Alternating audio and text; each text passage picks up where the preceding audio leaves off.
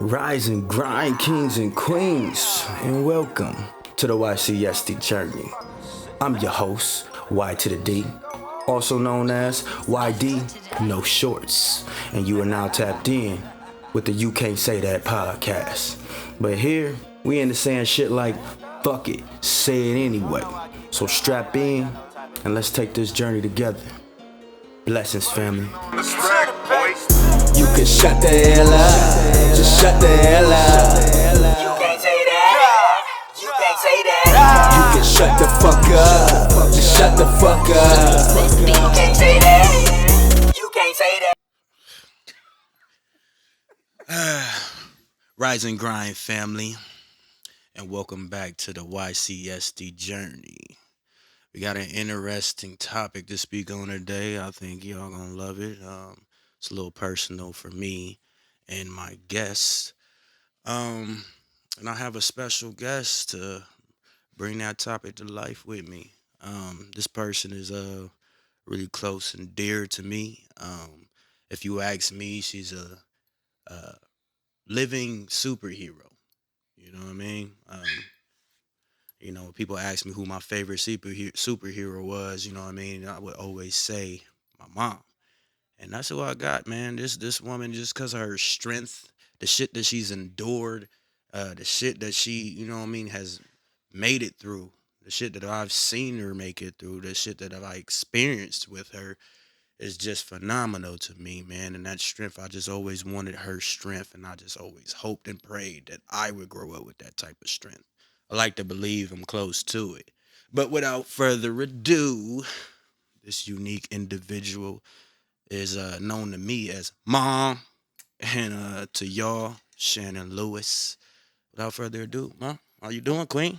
Hey, what's up? What's up? What's up? How you feeling? You nervous? Nope. You acting like a natural, huh?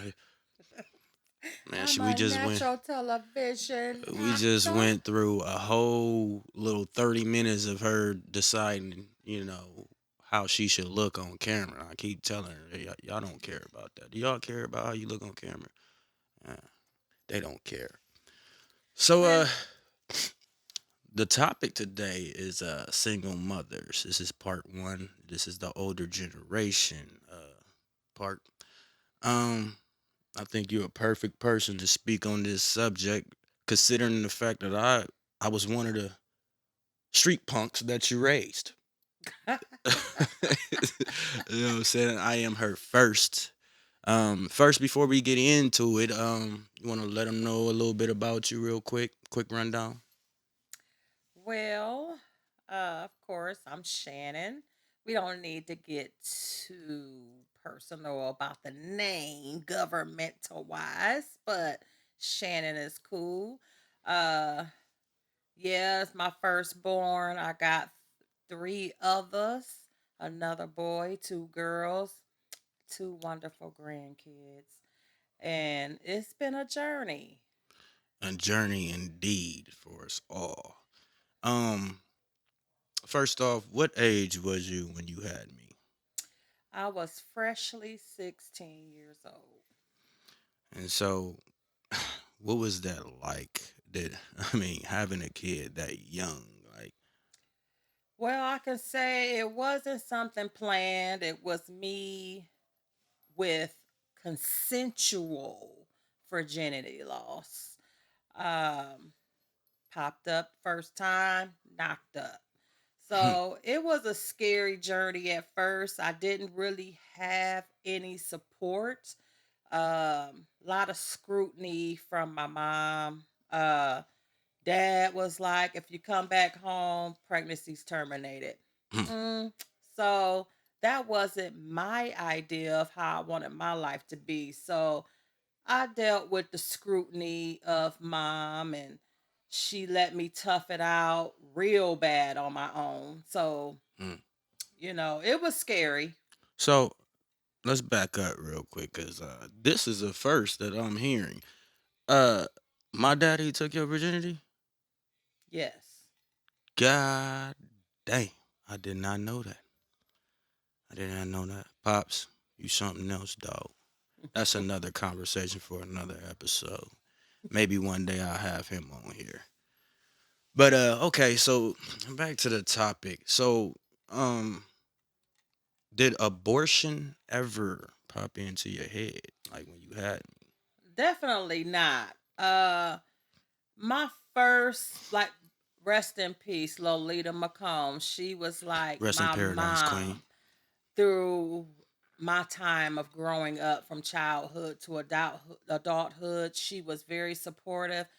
But that time of pregnancy, she was like, I went to her. I didn't even have to say nothing.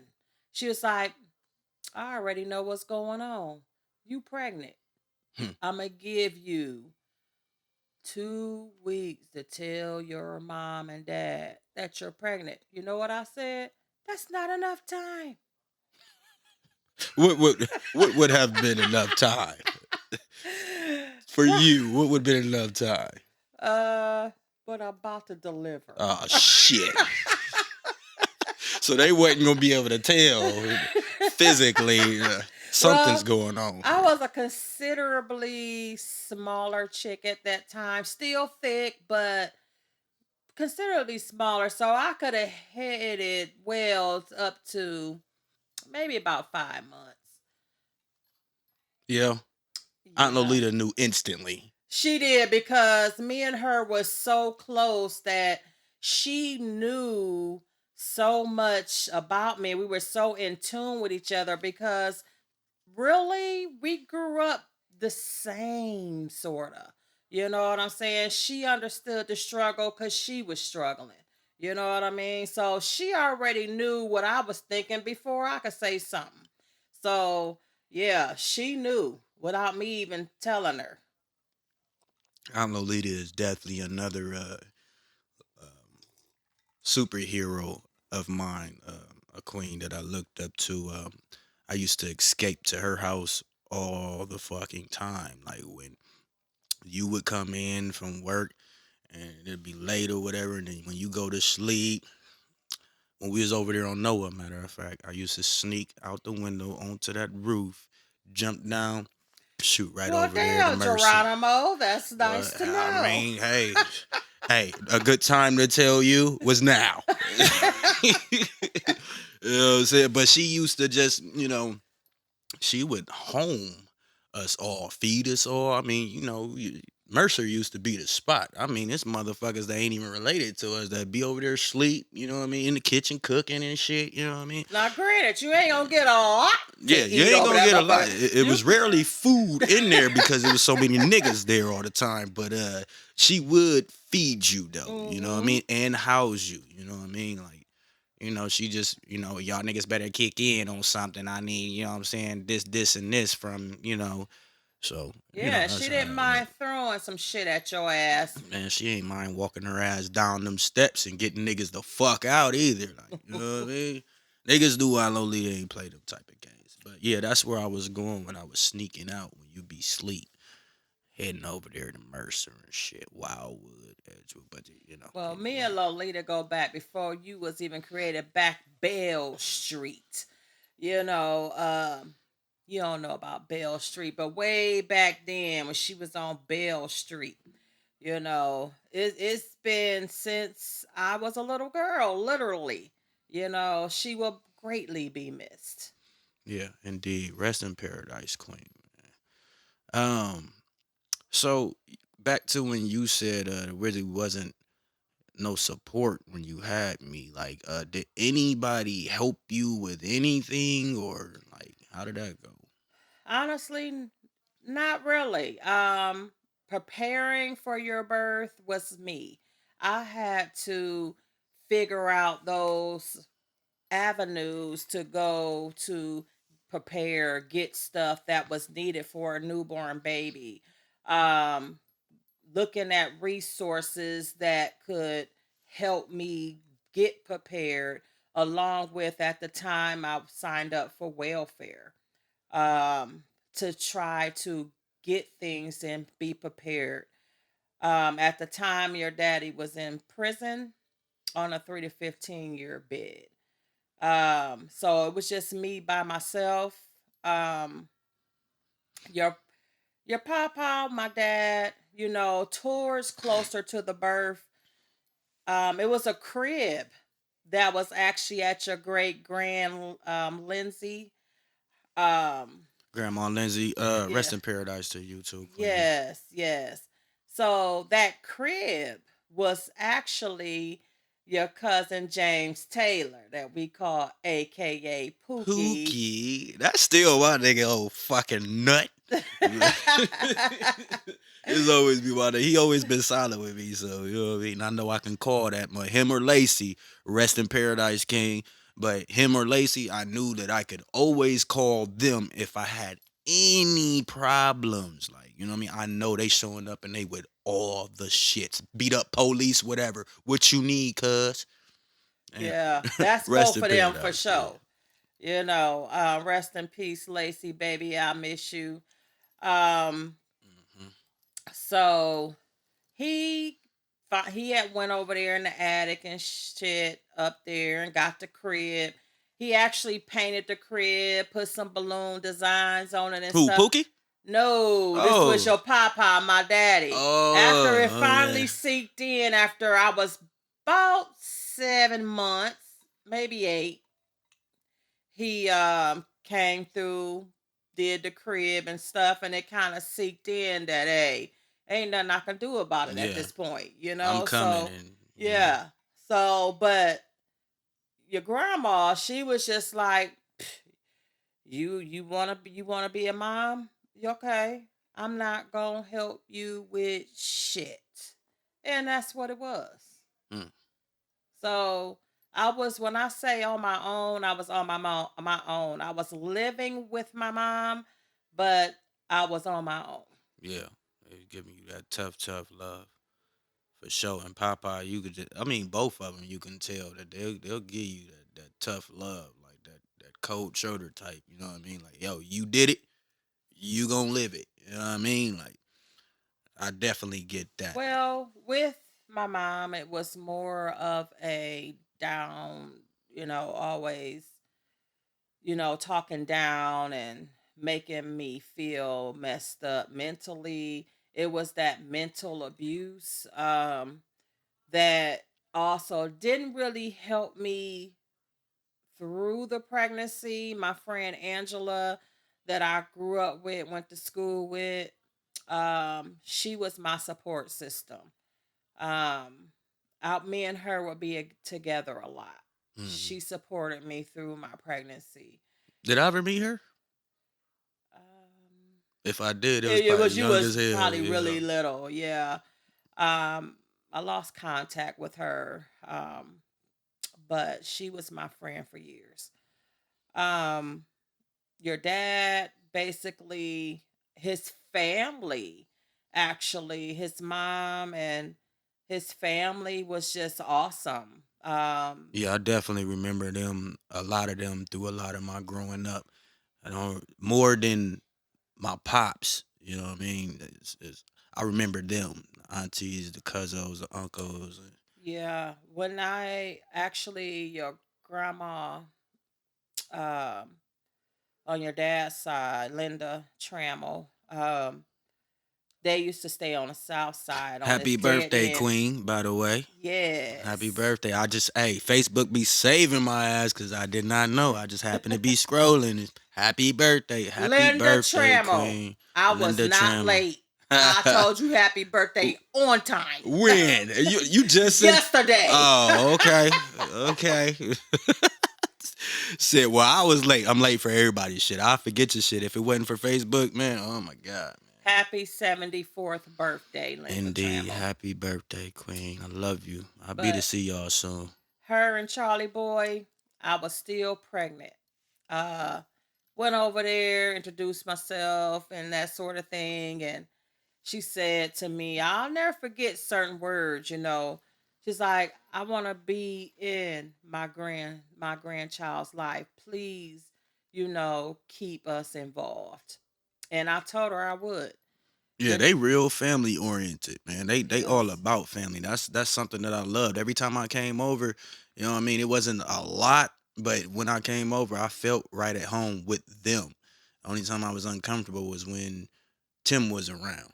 You know what I mean? 'Cause Yeah, that nigga, you know, he get wild. You know what I mean? He get buck wild. he does. During when I was pregnant before he went to prison, his words were when he got 3 to 15 was, "Hey, I don't want you to wait for me. You still young. I want you to live your life. Just send me pictures of my son." So, of course, at the time I'm young, you know what I'm saying? Um, I can't say he was my first love for real, but I was just young and he was my first guy. Um, and I'm going to emphasize consensual very clearly because Hmm. this was a consensual situation after stringing him along for about 6 months. Oh, he put in his work. Yeah.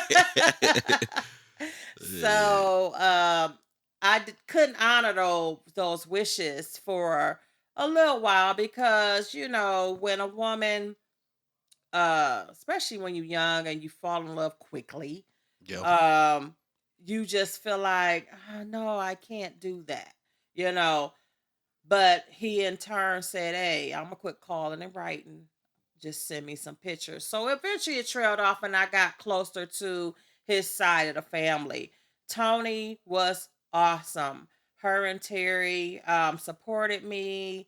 They Shout out to welcomed y'all. us into their home once Rashawn was born and after I left my mom's house.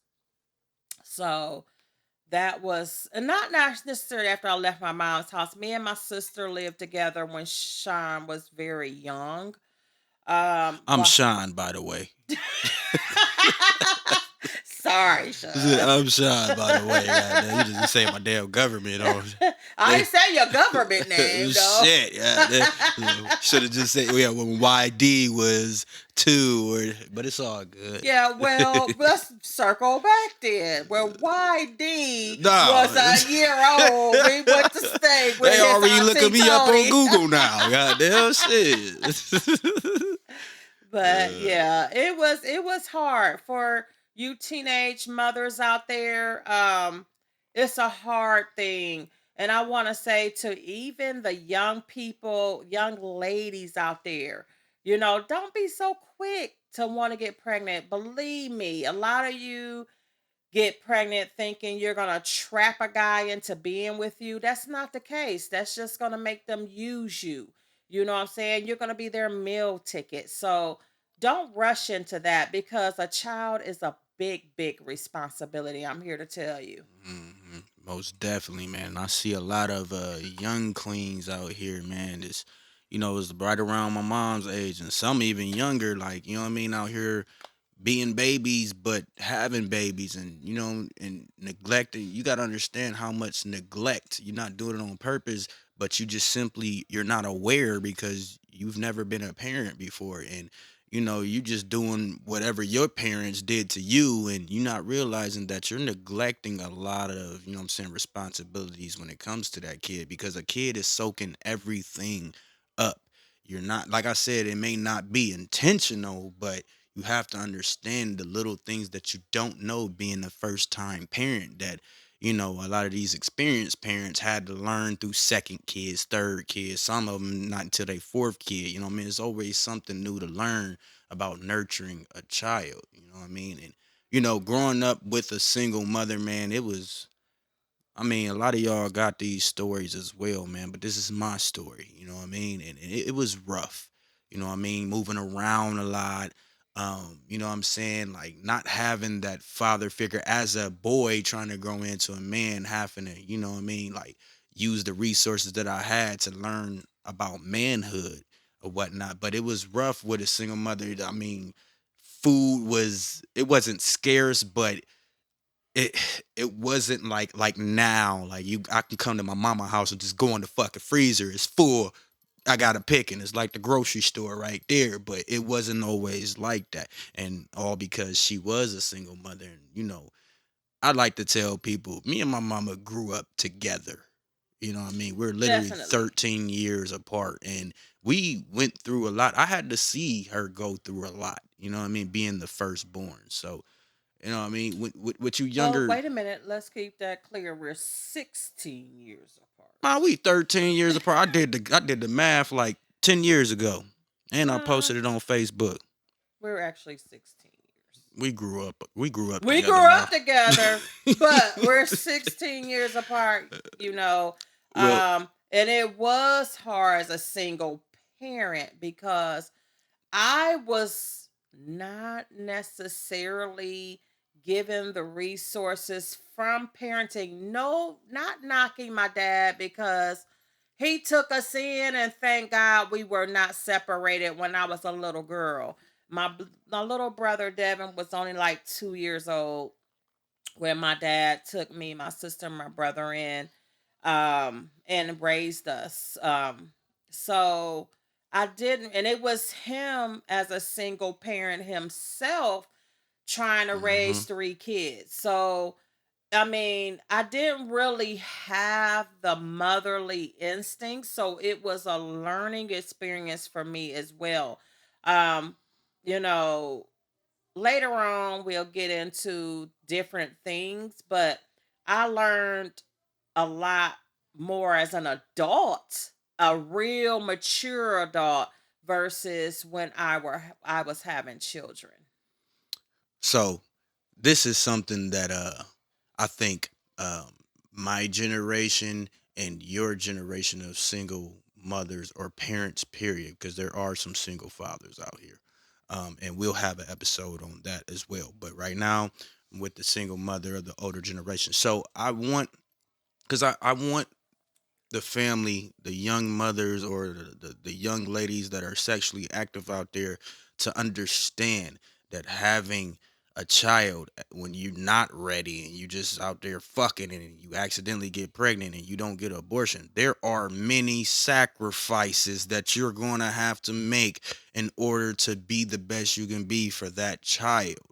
um what were some of the sacrifices you had to make with having kids at a young age? It was a lot of sacrifices, along with knowing not what the fuck I was doing. I mean, because of things that happened in my childhood, I was constantly looking for love and it was all in the wrong places. So, um, sacrifices, I mean, it was when I went to work, when I didn't just settle for welfare and I seen that that wasn't going to cut it. And I didn't really want to bring my kids up in the projects. Yes, we stayed in the projects for about a year, but that was not my end goal. So, I worked, and I mean, whatever hours it was me praying to God that before London came along, or when London came along, but she was still younger, it was like, Lord, please watch over my kids while I'm at work. I didn't always have a babysitter, but YD was old enough You ain't gotta be an ass about it.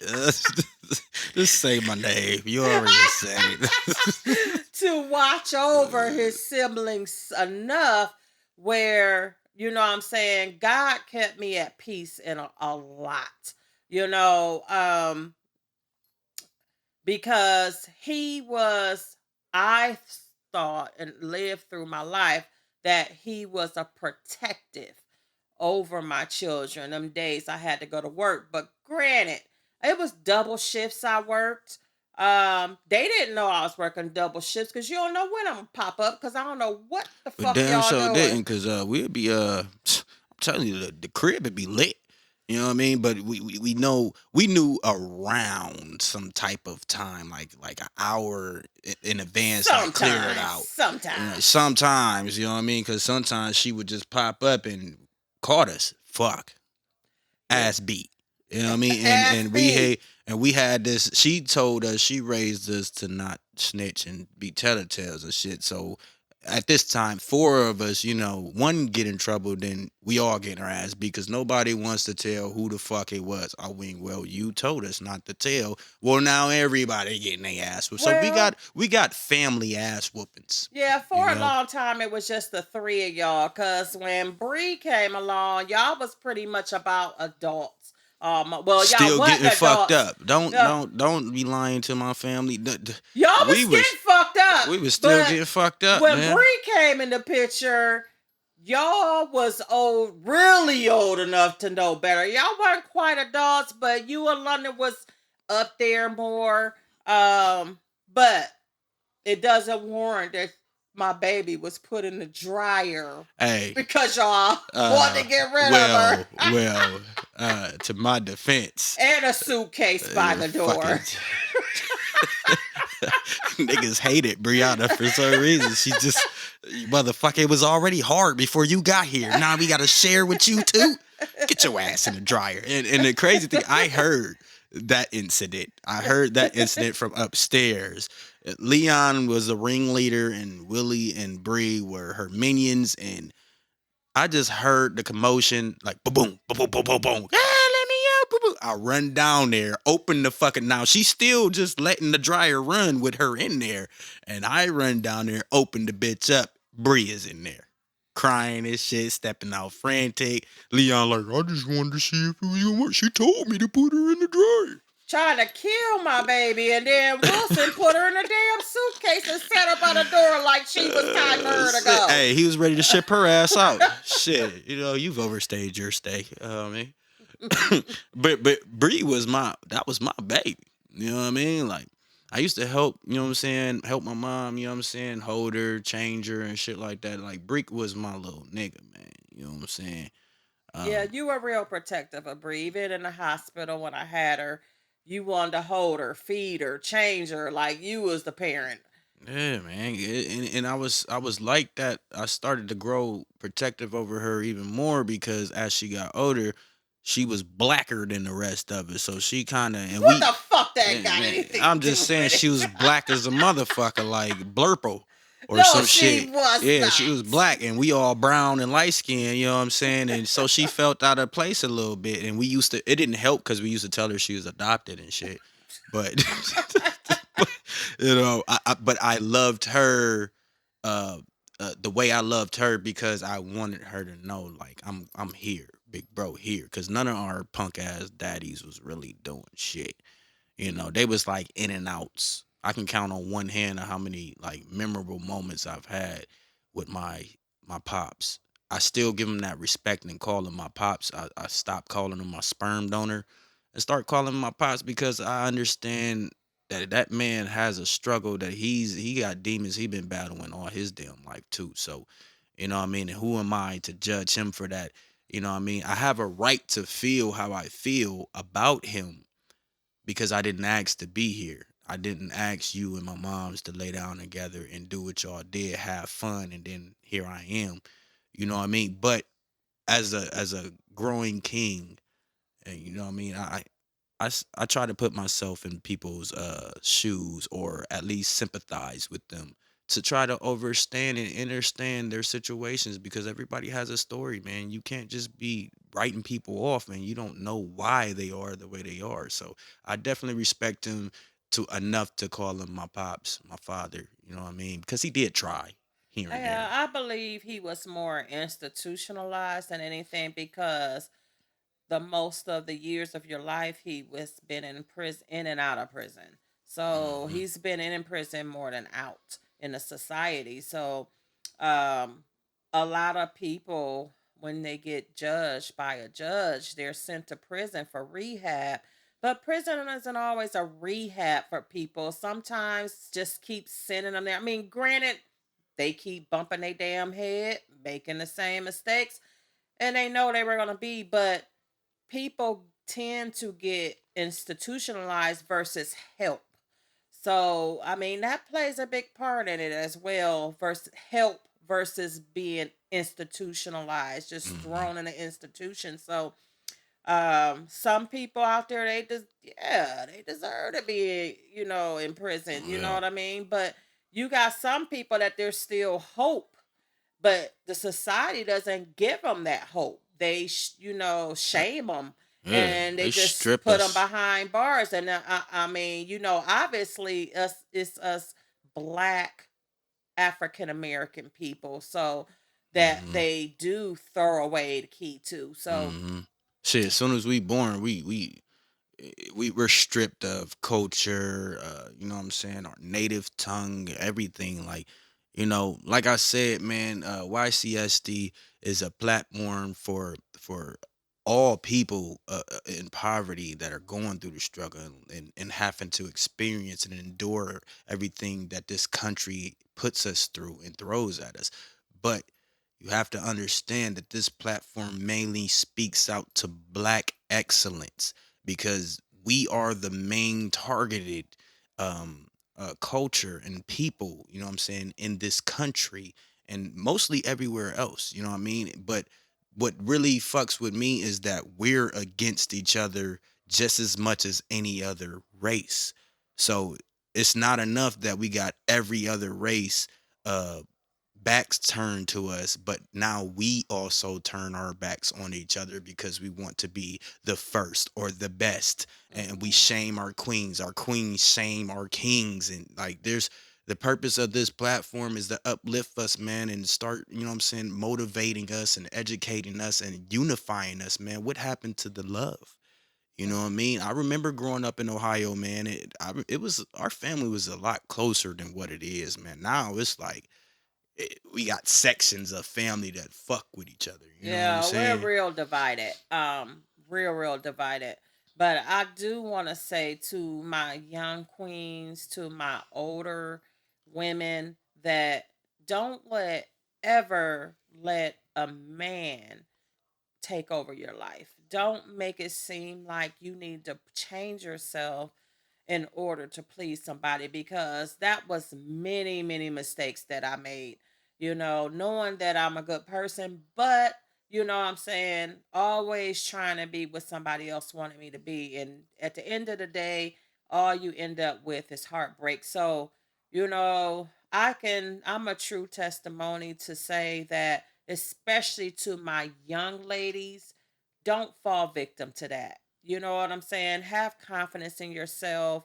Believe in yourself that you are somebody and that you are a good person, because a lot of men, unfortunately, they're out there to take advantage of you. Hmm. So be strong and be strong minded, because they can see the weak coming.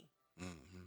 Speaking on that, that's definitely facts because, me as a man, you know what I mean, the type of women that I look for, that I'm intrigued by or attracted to, you know what I mean, is more so about intellect. I don't give a fuck about how you look. Now, yes, that does play a small part in, you know what I'm saying, me choosing you.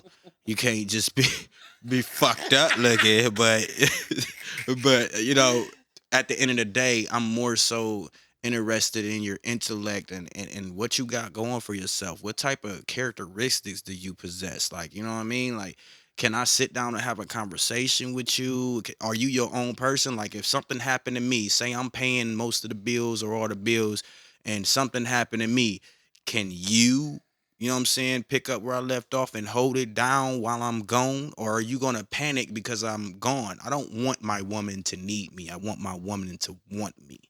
And that's the big difference. And that's why, you got a lot of women meeting fuck boys. You know what I mean? Because, when you get into that relationship and you invest yourself and your time into that relationship and y'all get a little bit on the table, you start feeling like you need each other, and then that want for each other, it just dies and withers away. You know what I mean? I want my Yeah. woman to want me, not need me. Yeah, that's kind of settling. I'm used to you, so this is what Mm-hmm. I'm gonna do. Self-esteem, oh my God, it's such a big part. You know, Granted, don't get it twisted. Um, a nigga had to have some income. You know what I'm Mm-hmm. saying? You ain't being with me or fucking with me and your ass is broke. So that was one stipulation that was a negative for me, even though they might not have been worth a damn. Yeah. But you definitely can't come with nothing, nigga. Yeah. So, Let's elaborate on that because we seen, I'm not gonna say quite a few, but we have seen a few come in and out, and as a single mother, single young mother, like what what were screens that you put niggas through when bringing around? Cause you, I mean, I can tell that, you know what I mean, just the consistency, like you like street niggas. My daddy was a drug, I mean, not a he was a thug type nigga, street nigga, you know what I'm saying? And all, like, most of your niggas other than money. And he probably has a story too, but right now, what I see him as now, good, wholesome dude, you know what I'm saying? And the only one that I approve for you, that I feel like deserves you and more, you know what I'm saying? Because that man has put in his work. He's stuck in by you. And you know what I mean? I fuck with him. But as a kid growing up, what were the screens that you would put a nigga through before bringing them around your kids? Because it was some thug niggas coming around, man, and I didn't really like none of them. well, well, then, um, now I did. I was into street thug life niggas. You know what I'm Them niggas saying? had paper though.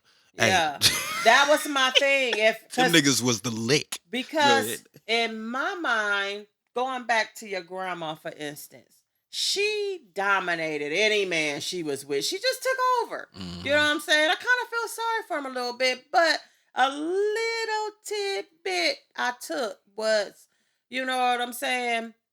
Um, if I felt like if he wasn't little hood, little street, then you was a weak nigga. You know what I'm saying?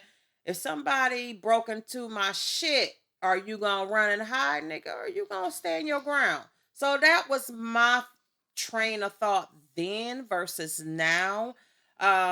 Because them niggas didn't mean me no fucking good, but let me tell you what, none of them niggas broke because I did get their money even though they weren't worth shit else but a good fuck. Hmm. So, um, the screening process from me being molested as a kid, you know, I thought I was doing my own background check by looking them up on the internet, seeing if they had a record. If most of them did, but Yeah. but making sure it wasn't anything to do with sexual assault or Yeah. molestation type of stuff. That was my main thing because I was molested as a young girl from 5 years old to 12. So it was like I needed to see, yeah, nigga, you got a record, but what the fuck did you do? Yeah, they might tell me what they did, but I need to verify. So even though I verified, you know, as my kids got to be adults, I realized I didn't protect them as much as I did because I was a warden and I thought I was keeping them from the Oh my harm. God, Warden is that's being modest. But go ahead, go Yeah, ahead. it brought me to be protected because even though my parents' roles was reversed, so it was dad as the main parent, mom was the parent that we went to see on the weekends and summer if they hadn't fell out about something. So the interesting thing is we like to go to my mom simply because we could get away. We had more freedom Mhm. versus that. But the flip side of that, it was the mental abuse, the physical Mhm. abuse.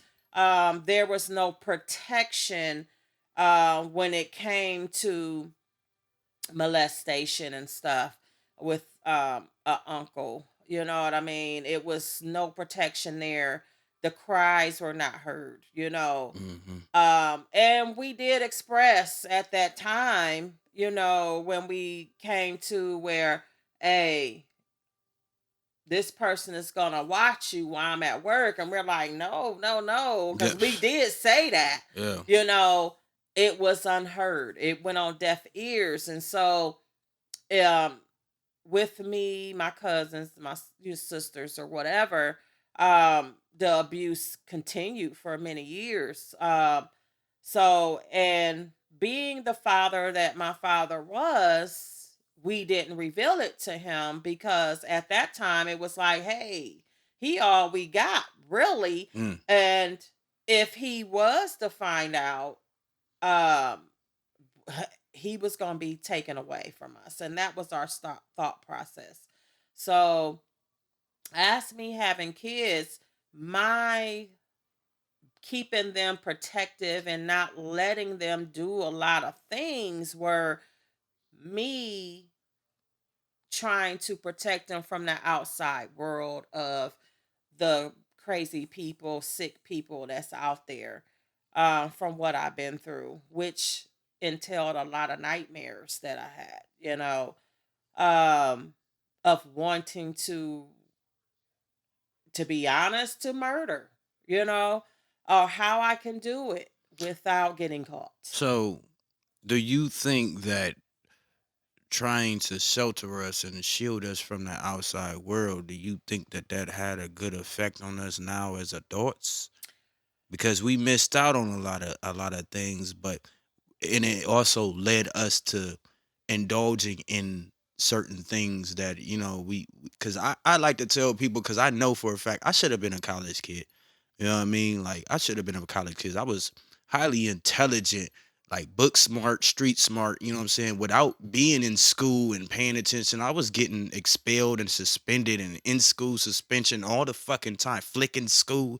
You know what I mean? Like when I got into middle school, that's when, you know what I mean, like school started to change. Elementary, I was getting good grades. I like to believe what I was getting like Glover A's and B's, Yeah. C's, you know what I mean? Well, the sheltering also was to try to mold you guys into what I didn't want y'all to be. It was also trying to teach you the street life so that when you became adults, you can survive out there.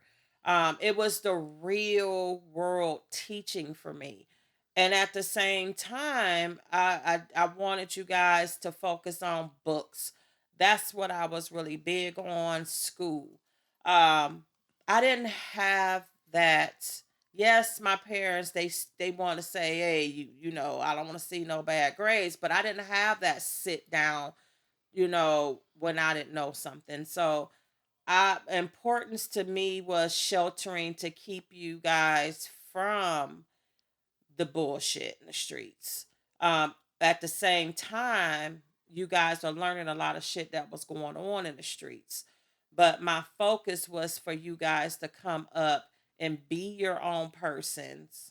You know what I'm saying? And know right from wrong. So when you grow up and make that mistake, you knew, but you know what the right thing you should have did. So for you to own up to your mistakes.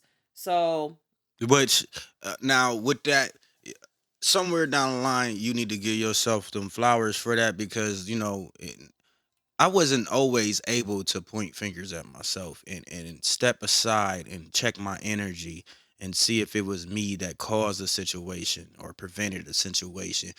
I wasn't able to do that all the way until about 3 years ago. You know what I mean? And cause that shit hurts.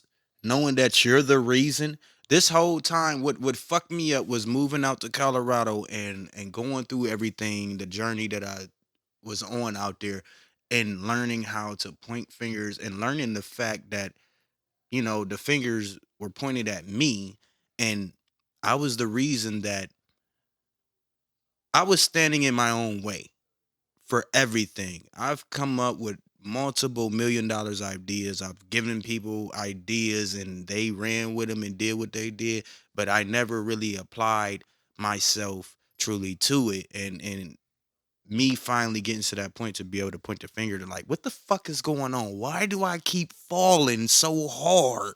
You know what I mean? And I realized it was me.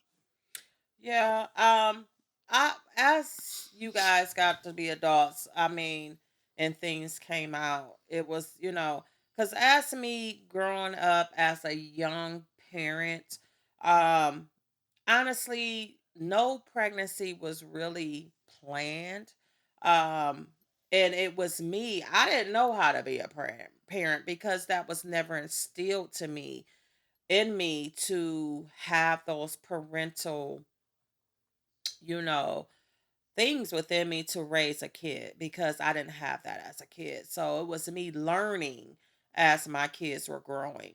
So I made a lot of mistakes. And as a parent, there's no book on how to be a parent, you know. So, I mean, every parenting is not right. But I do take offense to when you have women, even men that have these kids and they just use them as a meal ticket.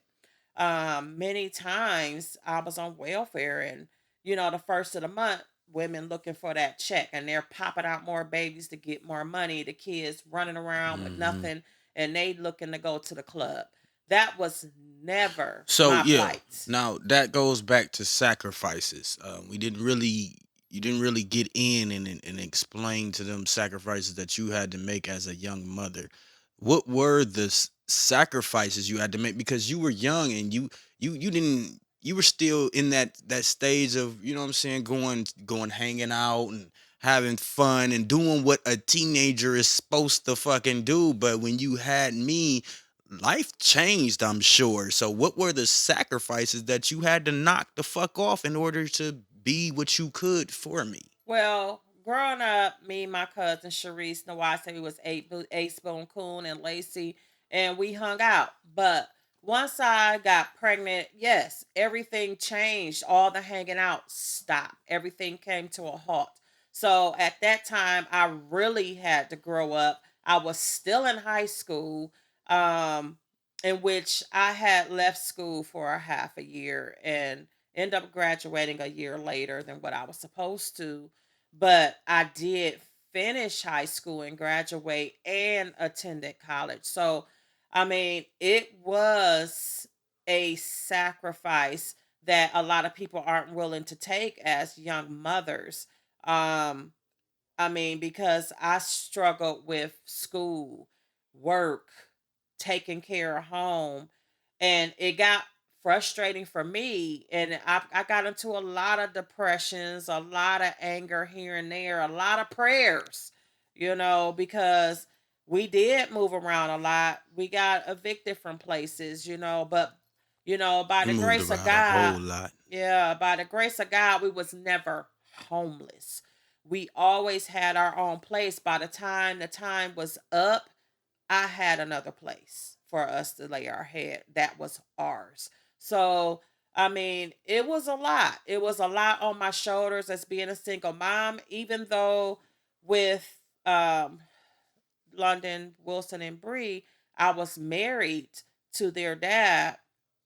It was still like being a single parent because yeah, he was allergic to work. So a lot of Hmm. things fell on me. He was more like the stay at home mom. Mm-hmm. And I was the mom and dad, going to school. Even when we moved to California, I was going to school at night for a medical assistant and working at the hospital during the day.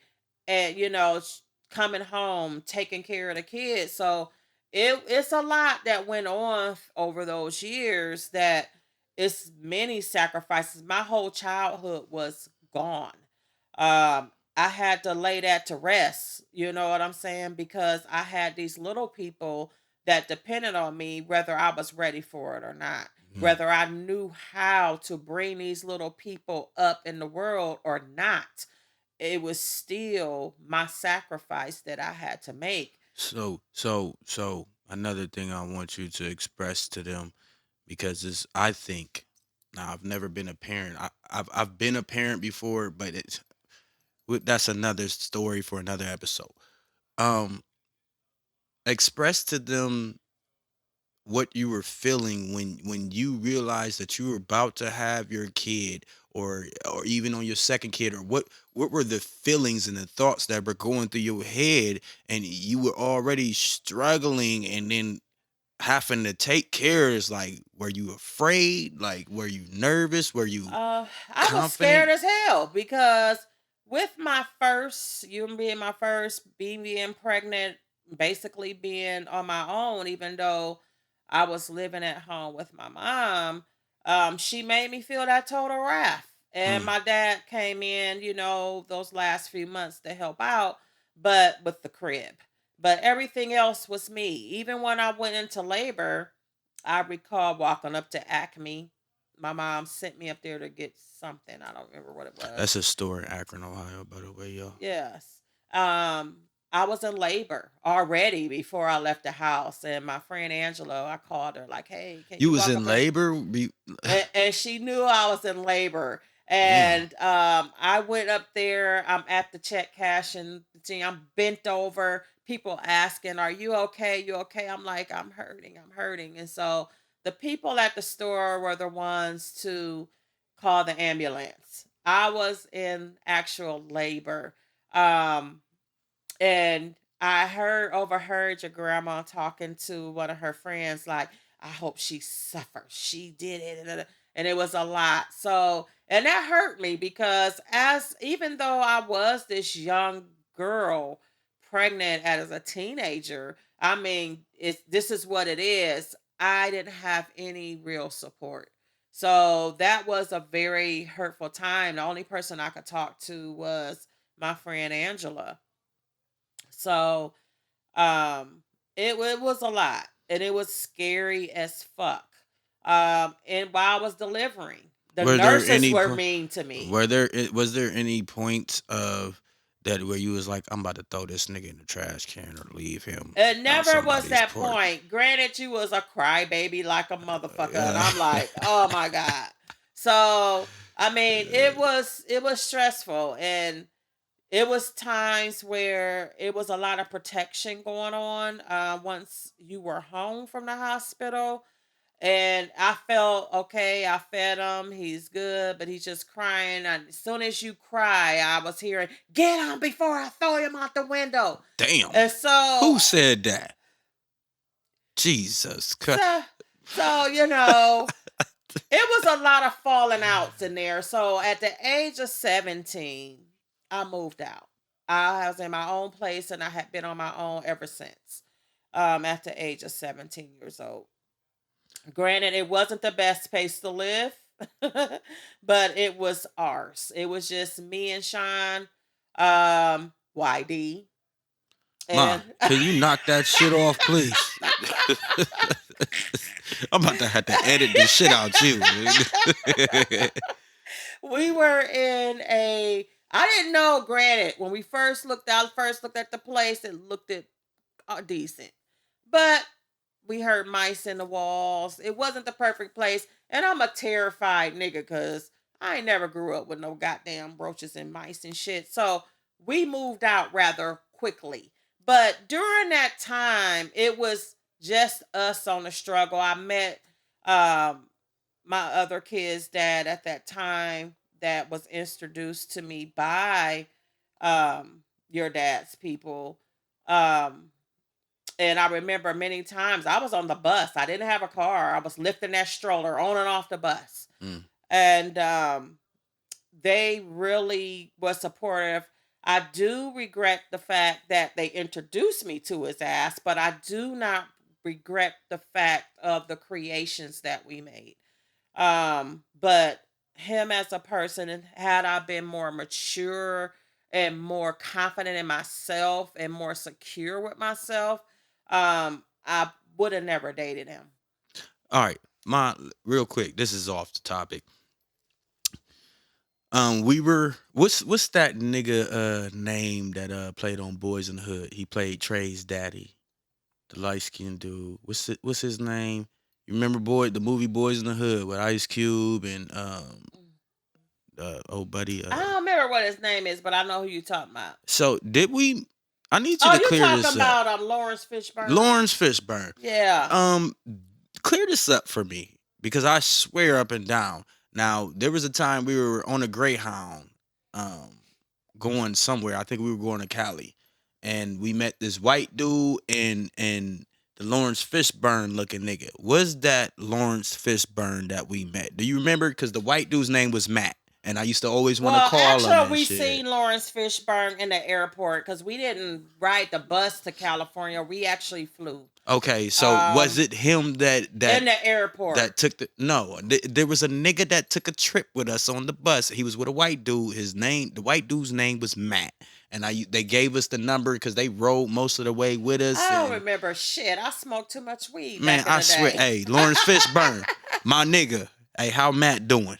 We Tap in with actually me. met Lawrence Fishburne in the airport, not on the bus. I just You know remember. Lawrence I Fishburne remember gonna be meeting the on nigga. goddamn I mean, Greyhound. back then in the day, though, back then in the day, he might have been on the Greyhound. He wasn't Lawrence Fishburne that he is now. Yeah. Shit, he's probably just a regular nigga traveling to go do an audition or something. You know what I'm saying? But yeah, I remember that. You know what I'm saying? I remember that bus ride, and that's the most memorable bus ride. I think were we so this is You Can't Say That podcast, and our motto here is fuck it, say it anyway. Mhm. I believe at that time why I remember it so much because we were running from Leon's and them's dad. This is Yeah. when Leon was a baby, and we were running from him, and we went to California, and this Well, motherfucker came and found us and drug us well, back to.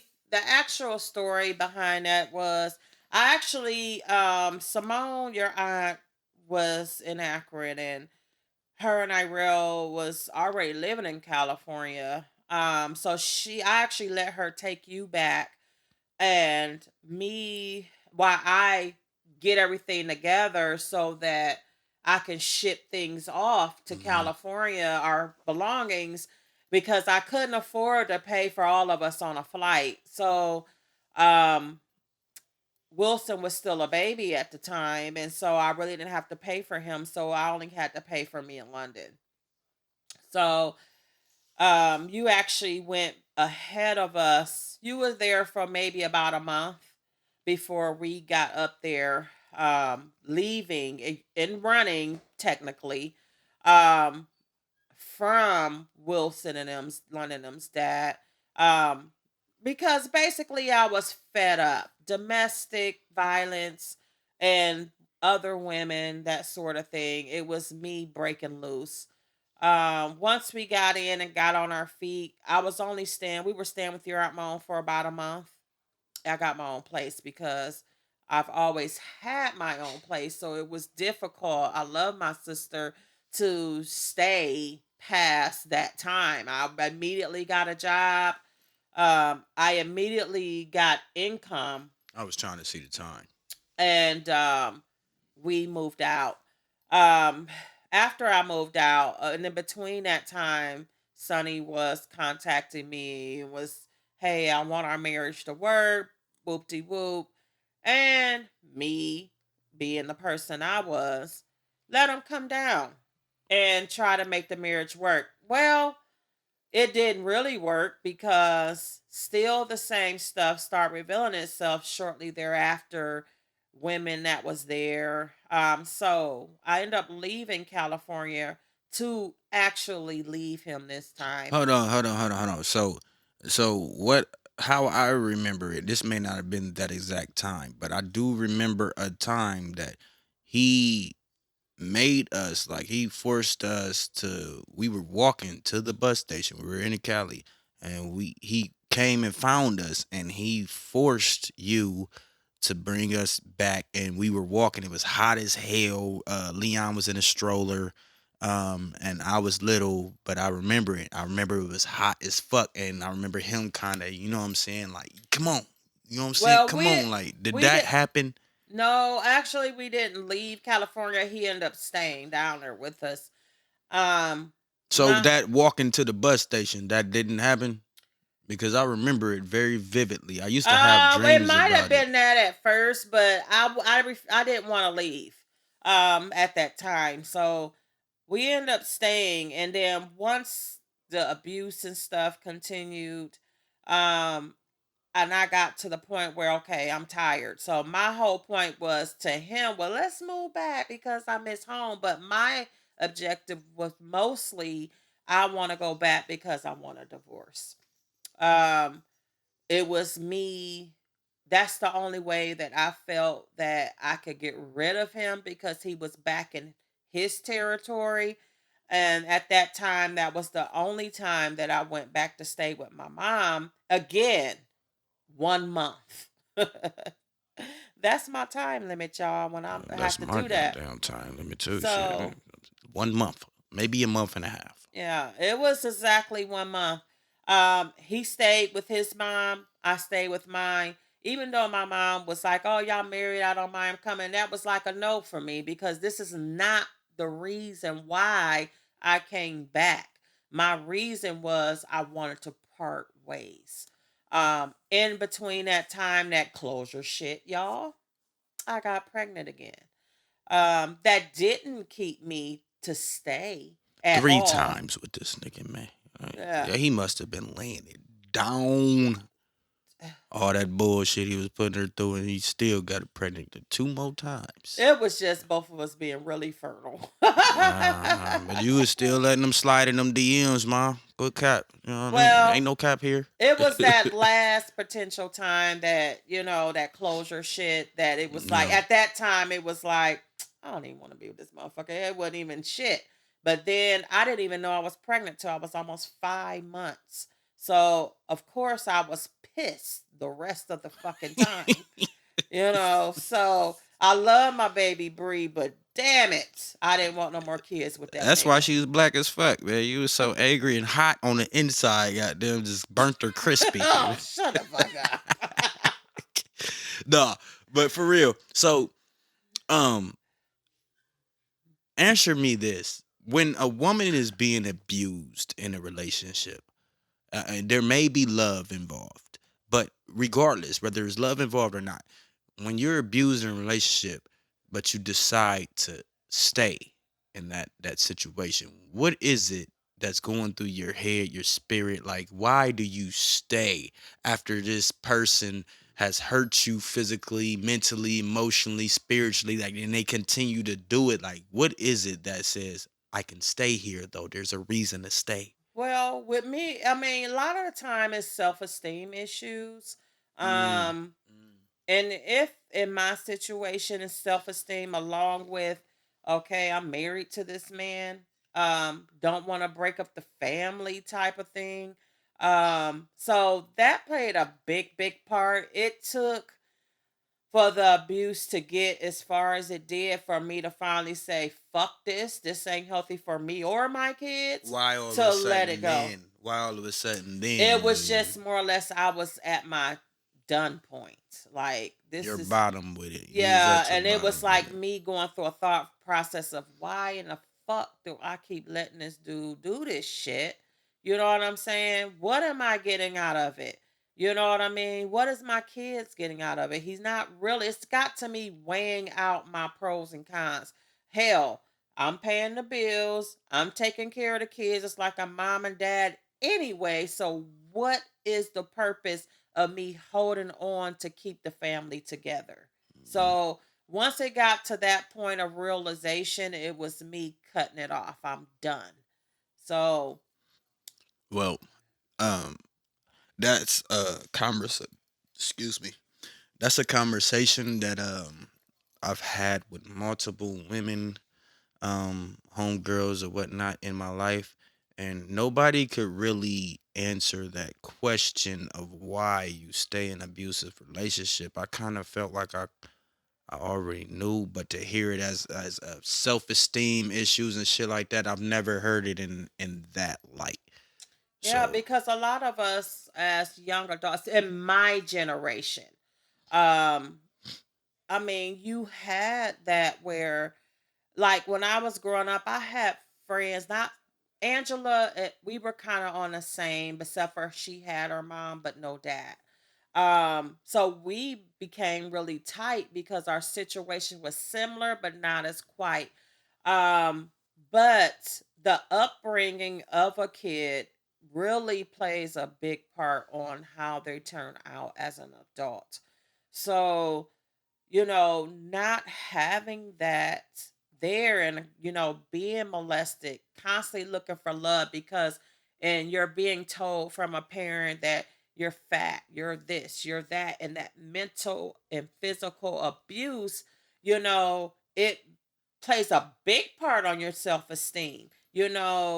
With me, I was constantly looking for approval, not just in guys, but family, Mm. acceptance, you know what I mean? So it was a constant battle with me. Um, a lot went on, in my head at that time. Um, it took years and years for me to actually go see a therapist, actually, because I only went one time. It was enough for me to get it out. What, to therapy? Yes. Yeah, I feel the And I same. was able to just get it out. And it was a place up in Akron called Portage Path. That's where I went. Um, and just to get it out to somebody that couldn't tell my secrets, that had to hold them. But I needed to release before I committed suicide. So it was a lot over the years. Mental health is definitely real and it's very serious, people. Don't ever be ashamed to admit that you have mental health issues. I have mental health issues in a lot of different aspects, and it took me all the way till I was 33 years old to acknowledge and admit that I have mental health issues. Mental health is very serious. It's very And serious. it's very common. A Yes. lot of people don't want to recognize that they have a mental health issue. Mental health does not means the means of belittling Yeah, or anybody. that you're You know, crazy or not yeah. even not nah, it's just man, you've been through some shit, some trauma, man. Like you some shit that you need to find a way to release on, you know what I mean? Like you said, I don't really like the therapy. I tried it one time. I tried it one time while I was in Job Corps, and you know, what I mean, the fact that this man just kept trying to tell me what I was feeling, and it's an old white man, you know what I mean, trying to tell me what I'm feeling. Like, bro, that's not what I'm feeling. I'm trying to tell you what I'm feeling, and you're not hearing me. You're trained to tell me whatever, you know what I'm saying? You're trained to tell me, but you don't know like what it is that I'm experiencing, the pain that I'm going through. You know what I mean? And I never went back again because they actually end up kicking me out of the therapy. But It's hard for I wasn't people gonna to go go to back anyway. therapy. It's hard to tell your personal deep feelings and endeavors to somebody, a stranger. But for me, for that one time, I needed it because the nightmares had got so extreme.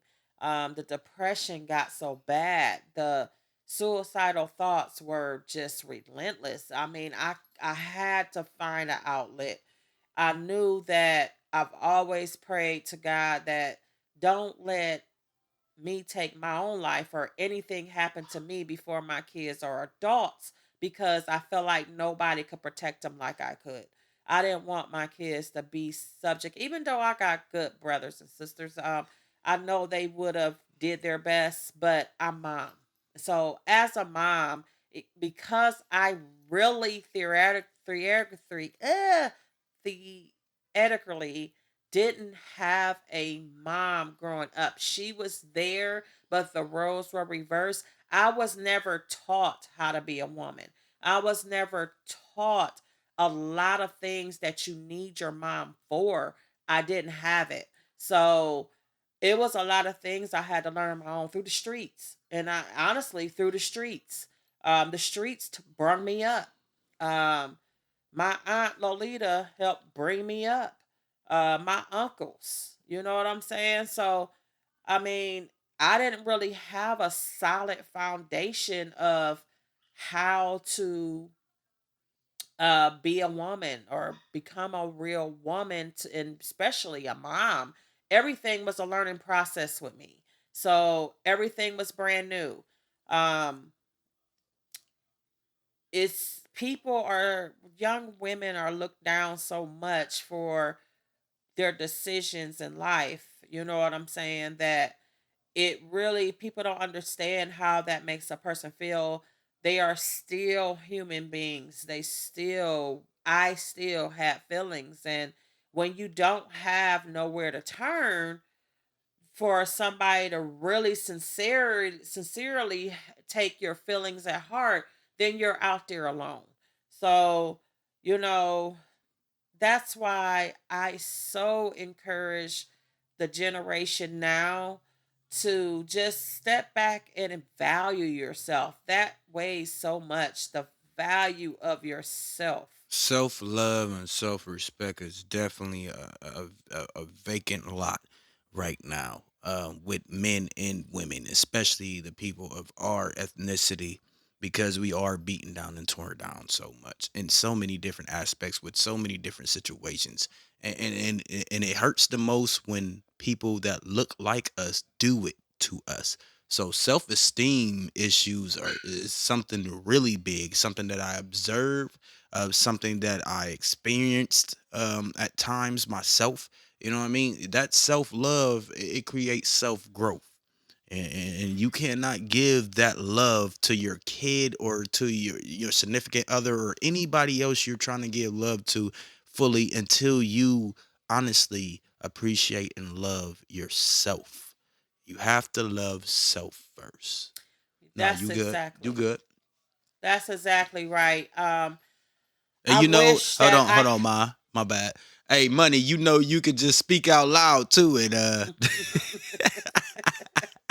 yeah, that's the type of platform I got. You like, yeah, go ahead, go ahead, Yeah, though, man. but I would love to minister to the young ladies just so they would have that outlook and know the real about coming up as a teenage mom or not having a mom or dad or either one of them in your life and you have nowhere to turn and when it's rough and hard and you growing up in those streets. Um, So what I want you to do, I want you to like, is there any like solid like advice you think that a young mother, first time parent or father could, you know what I mean, like use like some knowledge that they can use, some knowledge that you did not have, you know what I'm saying, being a first time parent and then a young parent at that, and then a woman, a young female in America. Is there anything that you want to say to our youth to kind of, you know what I'm saying, that can be vital to, how they Yeah, because I see a lot of youth, younger parents, even I'm gonna just say young. I'm gonna put it all in young people because it's some older parents out there too. Pay attention to your kids. Pay attention, listen, facts. and you know what I'm saying? Love them and just be the best parent that you can be. Don't just leave them out there astray or tell them to go outside and play because you don't feel like being bothered. You know what I'm saying? Be that parent. It's a big sacrifice, but if you decided to give birth to that child, you're going to have those sacrifices because Mm-hmm.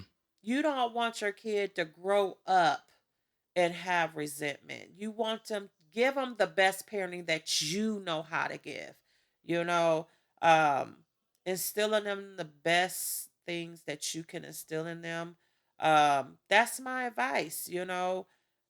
Be there for them and listen, pay attention. Paying attention and listening is big. Yeah. So that is the biggest advice that I can give. And yes, them sacrifices you gonna need to make. The club hopping, drinking, and dudes coming in and out the house, you need to cut it out. Because that's not what you want to instill in your kids, especially daughters. That's okay. So Yeah. And let me speak to my kings. You have to understand, a lot of y'all. I got quite a few homies that that got daughters. You know what I mean? And I talk to them on a regular basis about, you know what I'm saying, like how I feel a daughter is going to view things in life. You know what I mean? Like you are the foundation of the man that they look up to.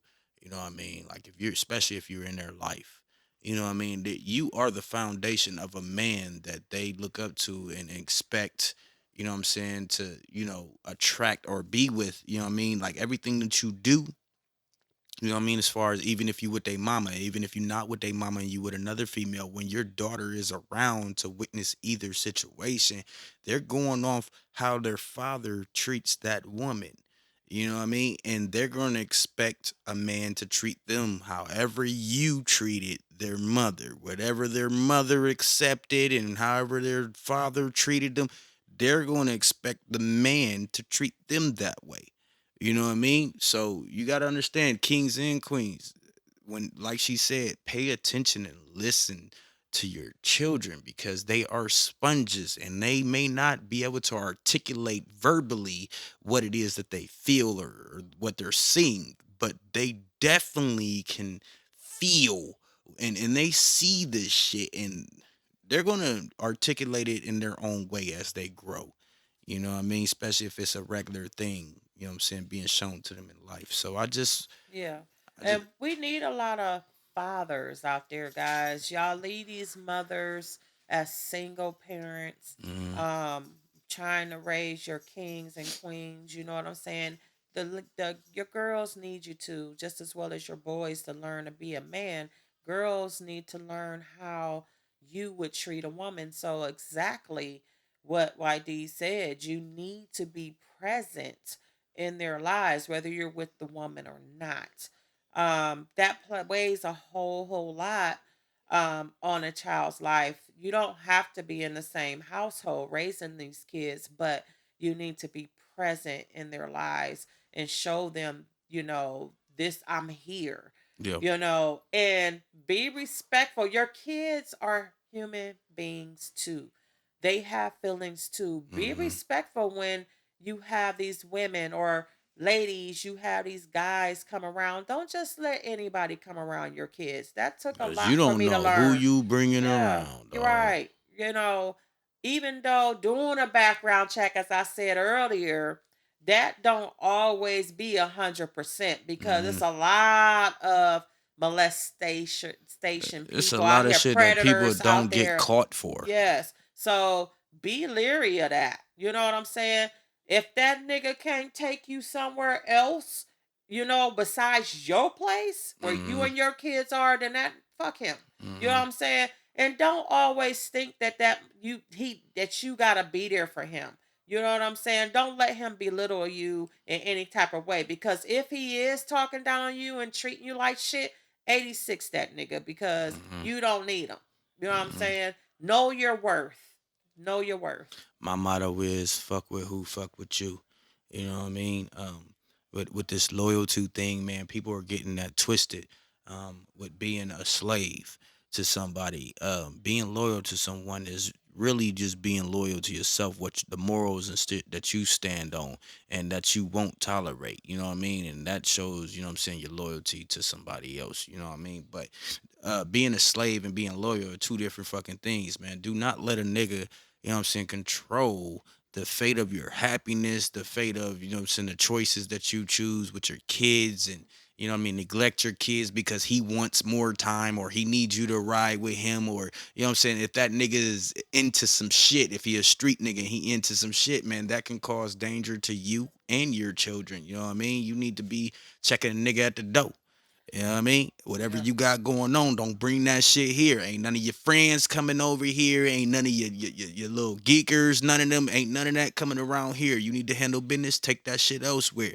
You want to kick it with your homies? Take that shit elsewhere because it's a lot of you niggas out here that got good women and you bring your ain't shit friends around, bro, and they contaminate that woman, man. You gotta Yeah. understand, man. I've been through Yeah. it too many I don't want times, to dog. shun our men though completely I'm because not, you yeah, I'm have not doing those that. men out there that it's the ladies' fault. Yeah, Okay, because this man don't want to be with you, but he want to be involved with his kids.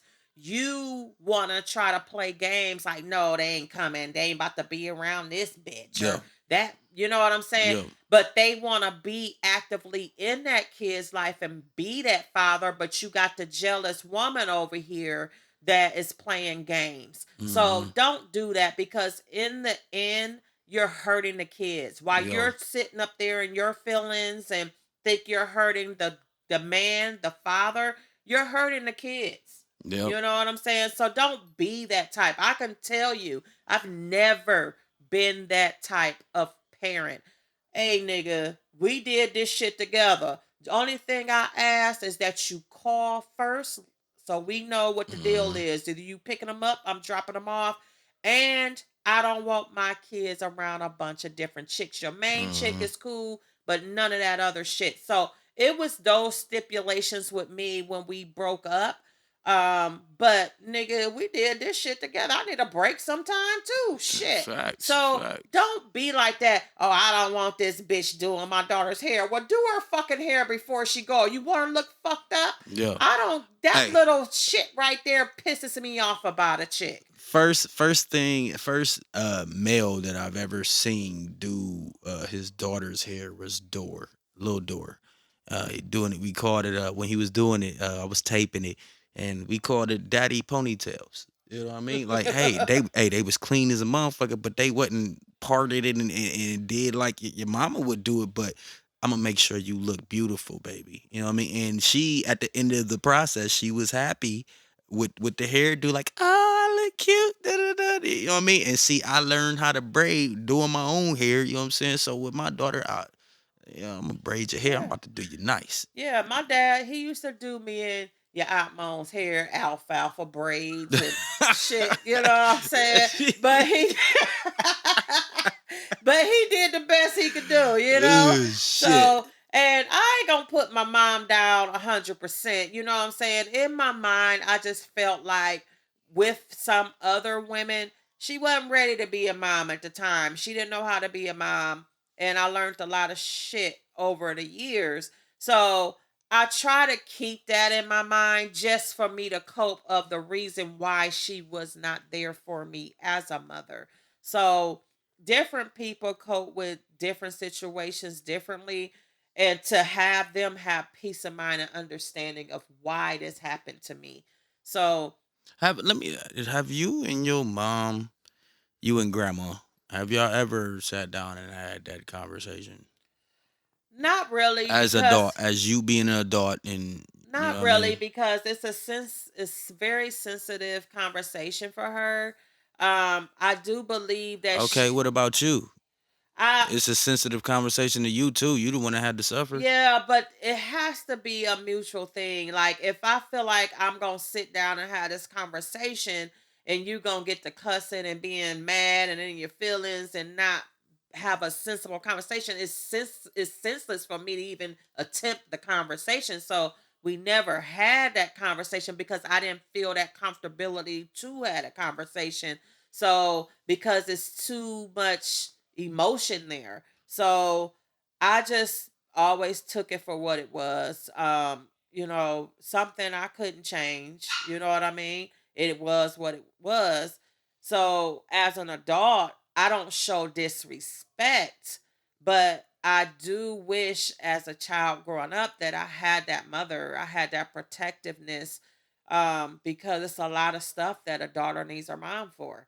Well, okay, so you love your mom now. Things are different as I an loved her adult with your then. mother. You know what I'm Yeah, I'm saying? saying, but y'all actually have a relationship that you can be proud of right now as an adult woman and with your mother. Y'all have some type of We relationship. have You a know what I mean? relationship Better than your childhood. better than the childhood, yes. S- She's getting older. I'm there. I'm her daughter. I do love my mom. You know what I'm saying?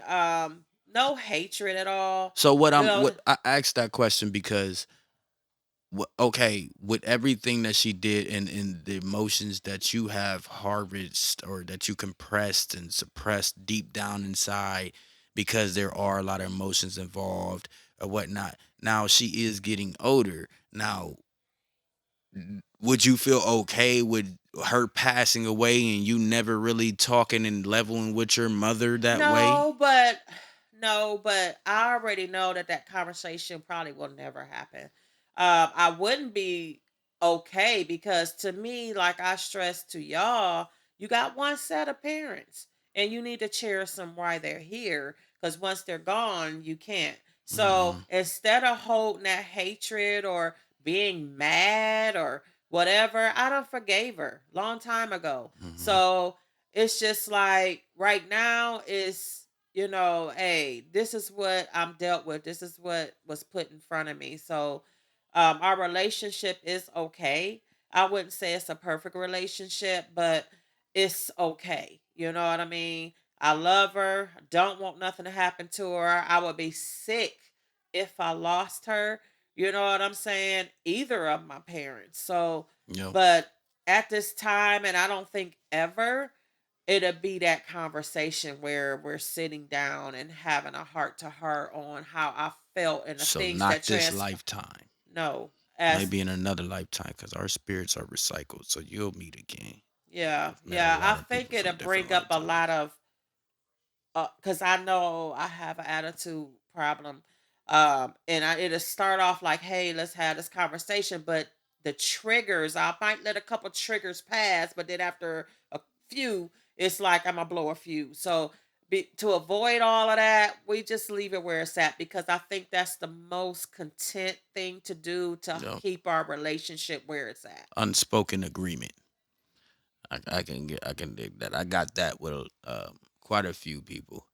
Even with you on certain uh situations or levels. Yeah, I mean that's just me. I don't feel like certain things need to be dealt with or spoken about because I've healed and moved on from it and I've forgiven. You know what I mean? A lot of people for wrongdoing is on me. You know what I mean? And I get it. I Yeah. get it. I feel like what's the use at this point because can you fix it now? Can you No, go back in time and no. change what you did or what you didn't do or you know what I'm saying things that happened to me or can you change it? And as being an adult and having kids, I still felt like I had to protect my kids from certain people that it was just put to the side because they were a sibling to them and they didn't want to comprehend that hey this person is dangerous, No. you know what I'm saying? So I mean it's an ongoing thing and like Well, I don't really see it as, trying to fix it.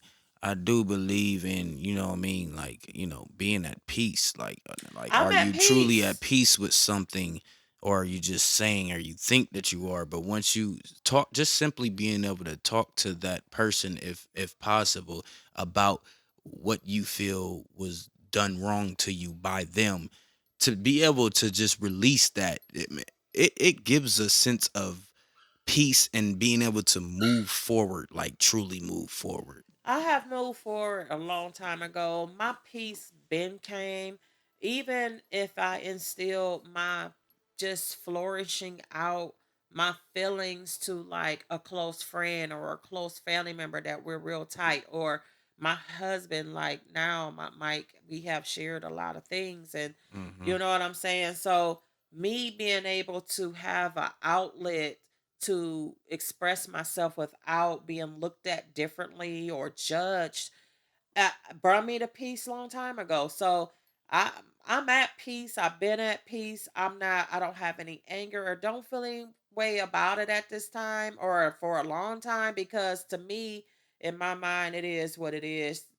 People are who they are and you can't change them, fix Yeah. them or anything. So Especially at this age that, what I mean, if they ain't changed, like one thing that you and Uncle Roland and Big Rodney said to me one time too, rest in paradise to you too, Unc Rodney yes. McCombs. Um y'all said if they hit the age of 40 and they ain't changed their ways by then, most likely that's how they gonna die.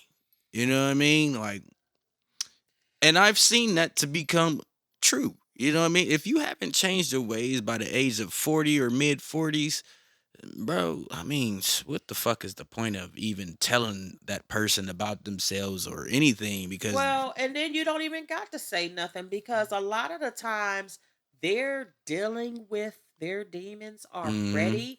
Some people are already been punished or going through some things. You know what I'm saying? That I don't even like to use the word punish, but they already have been dealt their cards. They already going through their own stuff. They have their regrets whether they voice them or not. So it's never felt to me that I need to really sit down and have this conversation because you already know what you did. I know you regret a lot. I know you tried to do instill and replace what you did wrong in other children that you raise up. Mm-hmm. So, I mean, it's already there and clear to me. So, there's nothing for me to try to sit down and have a conversation about because you already dealing with all of that. Yeah, she So, definitely kicked in, like, cause we didn't see that grandma that you saw, the mother that you saw. We saw that she just constantly always wanted us for the summer and come over and take us to church and buy us shit and, you know what I mean, just show us off to her people, and you know what I mean, like, we that's what we experienced with her. But and that could go as long as guilt. Just like yeah. when my stepsister and Dee Dee came into the picturesque kids, that was an opportunity to raise some kids, and it made us, her biological kids, angry at first because it was like, well, shit, we didn't have this shit when we were coming up. You didn't, you know what I'm saying? Hmm. But we got over it. We just, like I said before, my whole process of it all is she wasn't just ready to be a mom at that time when she had us. So that's not saying that's an excuse, Yeah. but that's the way I dealt with it. My brother might deal with it different. My sister deals with it different, but this is how Everybody I deals with it deal with differently. Yeah. my indiscretions or my feelings and emotions. You know what I'm saying? This is I always have to come to a realization within myself to deal with and cope with things that happened in my life. It's for me to be at peace and for me to be happy because it's been too many times where I came wanting to leave up out of here, but then had to think about shit. I can't leave my kids. You know what I'm saying? I mean, and so it's just been a battle, a constant battle. And I can honestly say once I moved down here to South Carolina, when I really was wanting to leave all the hurt and pain behind in Akron, Ohio, um, that's what I was doing. I was coming to start new. And when I first got here, the journey wasn't easy. You know what I'm saying? I got into a severe depression because I was able to, everything just fell on me. And so I was thankful to my sister to take my daughter Bree to Disney World at the time so I could have that time because I'd have hated for her to see me that way. So I was really, really in a messed up situation within myself. And my neighbor Shada, little do she know, I just told her recently that she saved my life because I was about to really commit suicide and she just kept knocking on my door. And I would answer a few times, like, why the hell she keep coming to my fucking door? And then this one, but she was so persistent. So I opened the door one day and her energy was always great. And she would come in and, you Shout out to know, Shada. yes, because that was my first friend in South Fuck with me, Carolina when I Queen. came here. And she played a big part in me being here today. And I joined the church to just cope with the things. And about time my daughter came back, I was better. You know what I'm saying? A lot better. And so it was just me trying to make up from the shit that I miss with my other kids of me being a mom with her and us spending that time together all the time. Because coming here came to a whole realizations of my mistakes, a lot of errors and stuff like that, and I wanted to change. I wanted something different for me. It wasn't about a relationship or anything like that. Hmm. So it was about me and her at the time because she was the only minor left of my siblings that I was responsible for. So it took me a long time to get there. It's not easy, ladies and gentlemen. It's not easy. It takes time. It's not an overnight A lot mix. of trial and error. Yes, yes. There is nothing with trial and error. You are not going to be perfect the first time, the second time, or maybe even the third time around. However long it takes you to pick up on things and perfect certain things, there's going to be something else that you're not going to be that good at. And you're going to have to take your time, man. Take your time. Quit trying to live the fast life, please. Yeah, loving yourself is key. And I learned that when I moved to South Carolina. Being by yourself is wonderful. You know what I'm Hmm. saying? You have to Oh love my God. yourself and you have to be together in order to love somebody else. You can't give your love and show your love and be there for somebody else if you're fucked up. Right. So that this was like therapy for me when I came here, and people I would hear all the time, why did you want to come to South Carolina? It wasn't about coming to South Carolina. I didn't even know no damn body down here in South Carolina, but it I don't need to know people to go somewhere. Yeah. You know, a lot of people feel like I need to have a family member. I need to know a friend. I don't give a fuck about none of that. It was Man, me starting from scratch. So I didn't want to know nobody here. I do that shit often. I leave and I go somewhere where I know I'm gonna be alone. You know what I mean? I love being alone. I focus more when I be alone. I feel better when I'm alone. It's just less stressful and less worrisome. You know what I mean? Like being alone is okay, man. You know what I mean? Because we got a lot of, especially nowadays, man. A lot of people out for self and they drain you of your energy. They're just succubists. They come around to drain you for whatever energy that they can drain you from, and then once they've gotten what they needed from you, they leave your ass out there Poof. swithered out to dry. And you know what I mean? But you gotta understand, pure spirits, pure souls, man, we can recharge. You know what I mean? They can't recharge. That's why they live their life hopping from spirit to spirit, draining people of their energy. You know what I mean? Because they can't recharge. They They can can't. just suck other people's shit because they ain't shit. Yeah, and people think, oh shit, I'm grown. Let me tell you something. You might be grown in age, but grown is when you are at a state in your life where you're taking responsibility for your shit. Hmm. You know what I'm saying? That's being grown, being mature, taking, everything that you're doing in life is your responsibility. You're not blaming other people for Hmm. your downfalls. And, you know, that Number. realization is a hard thing to come about. You know what I'm saying? Because I went through it myself. And meeting my Hmm. husband was the greatest gift that God gave. I prayed for years that God, why do I keep getting this person? I'm a good person. Why do I keep ending up with the wrong person? But you know what? He takes you through some things to get you where you're supposed to be. Hmm. And it even being with my husband, you know what I'm saying? I still was growing some, but the realization of it now is, hey, we came into each other's life at the perfect time. He was going through shit. I had been through some shit. He had been through some shit besides the shit he was currently going through. And we came in and saved each other. And we're always together. I mean, you see him, you see me most of the time. Yeah, You this know what I'm nigga saying? be sitting in the damn living room watching TV while she in there working. I don't know if that was your idea. Come downstairs and watch No, TV. that's 'Cause I him know because you. I know you. Mike, come on downstairs. Why don't you watch TV or something while no, I'm in here he working? won't. He won't be like that. He just likes to sit down there. Cause me, I'd be like, baby, come on in my office with me Yeah, for a you sit just forced down. him on a walk with the dog. Just Well, when you finally get to that person that you know what I'm saying keeps your spirit up. Mm, That person is good for. I mean, good for you, not partially in the door, but all the way mhm. in. You know what I'm saying?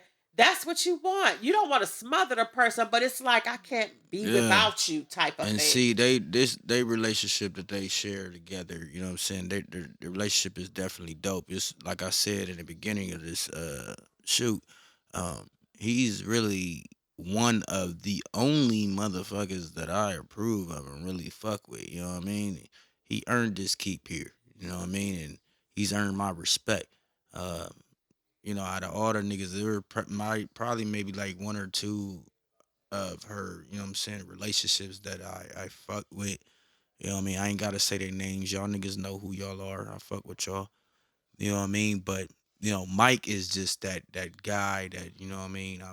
I have ultimate respect for because I knew that you deserve more than what you were giving to this nigga. I mean to these niggas. You know what I mean? Like you were really going out your way to try to make niggas happy, and I'm the whole time like, man, shit. They need to be trying to make you happy. These niggas ain't shit. They moving in with us. Yeah, Yeah, but they I got didn't that bread, but yeah, but I didn't understand that then. You know what I'm saying? Because remind you, I was abused. So it was Mhm. like I didn't have that love. I didn't have my parents weren't saying to me every day, I love you on a regular basis, or not saying they didn't love me, but I guess it was from their generation. They didn't express that a lot. So when I had kids, I'm always said I love you because that's was a big piece that I was missing. I didn't, have that love that I felt like I needed.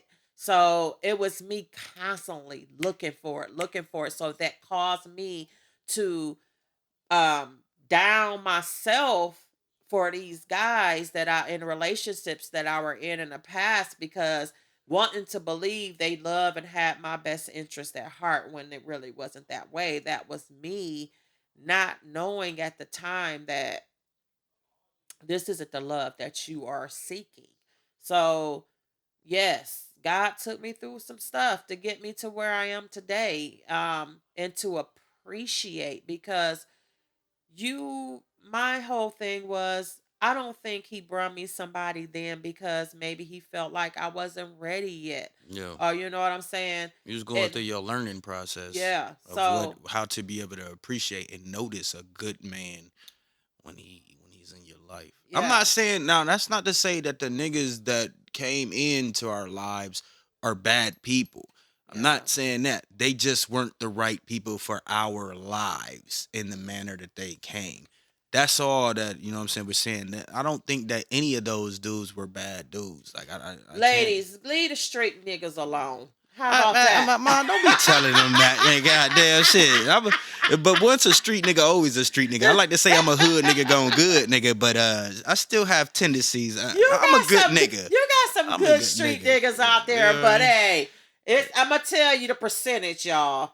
I'm gonna tell you. You got a So percentage? yes, Oh, okay. so Let me hear I'm gonna this. go 85% of them niggas negative. That's you know what? You know what I'm That's saying? fair. That's fair. 85%. I would say probably 80.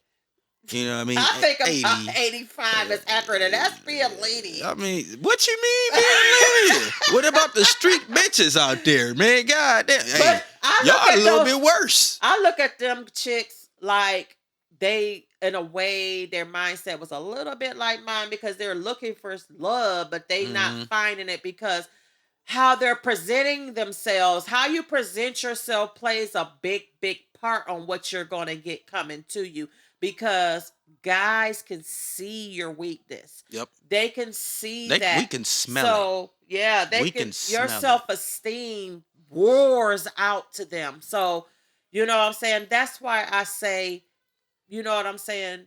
Your self esteem, ladies, build it up. You know what I'm Love saying? yourself, please. Men Love, and women, man. Please love yes, yourself, man, love because you can't. yourself. Because there's guys out there that get manipulated by women. So, Mm, I mean, this goes bullied and both abused, ways. and yeah, it goes Yeah. both ways, man. And right now the biggest thing that I see that's an issue for us is loving ourselves. We want to give so much love and be loved by everybody fucking else, but you don't even love yourself as much as you're demanding from other people. Like, love yourself first, because once you learn how to truly love yourself, I promise you, you'll know how to give that love off to others. You Yes. feel what I'm Be by saying? yourself for a little bit Just and a little learn. bit. Yeah. Shit. Learn you in and out. Learn You to, know what I'm yeah, saying? and fall in love with yourself. If it's things Yes. about you don't like, shit, change. You Yeah. control your own narrative 110%. You control your own narrative. And the only person that can stop something from happening in your life that you want to happen is you. That's on my soul. You know what I mean? Yeah, loving yourself builds those boundaries that you are not going to put up with anymore. It also gives you that list. But hey, ladies and gentlemen, don't let that list be ridiculous. Yeah, You know what I'm saying? But let that list be to a point where, hey, I'm not taking this shit from yeah. nobody. If they can't accept you for who you are 100%, then you don't need Flaws them. and all. Yeah. Goddamn, then they don't. They not meant to be in your life, man. Ain't no longevity coming from that, man. I'm really big on, you know what I mean. Like when I meet new people, cause I'm not friendly and I hate people and I'm mean as fuck, and my moms can vouch for me. I'm mean as shit. Sometimes I can't help it. I'm mean when I don't know that I'm being mean. But you know what I mean? I'm real big on energy, you know what I mean? And I like people similar to me that, and when I say that I mean like, you know, they wear their flaws like they know that they're flawed and they don't try to hide. I don't try to hide my flaws from anybody. And I won't, because I am who I am, and I like to just show who I am right then and there. So if you gonna fuck with me, you know what you're signing up for. Yeah, I I like know that I'm and a vice bitch. versa. So Yeah. that's just what So I am. If you gonna deal with it or you're not. know who you Hey. are and be comfortable with that. And that's how you attract them people with longevity, them genuine people, man, by being genuine yourself. Yeah, I know I'm a force to be reckoned with. Hmm. So I have a very strong personality, and a lot of guys they run from that because they don't know how to handle a strong woman. Intimidated. So you know what I'm saying. So they run from it.